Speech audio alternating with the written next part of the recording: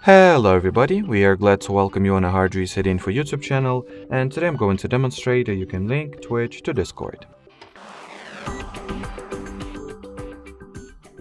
So first of all, tap on your avatar picture to your bottom right, then enter the connections category, tap at the add button option over here, then among the list of available services to connect, tap at Twitch. At the Twitch login page, enter your Twitch account credentials.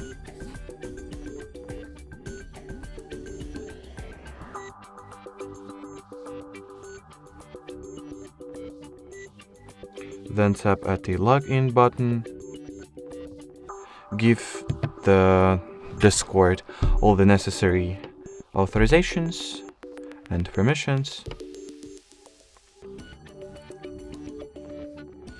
Wait for the accounts to interconnect. And as you can see, we've successfully connected Twitch and Discord account of ours. Alrighty, so that will be it for today. Thanks for watching and bye bye.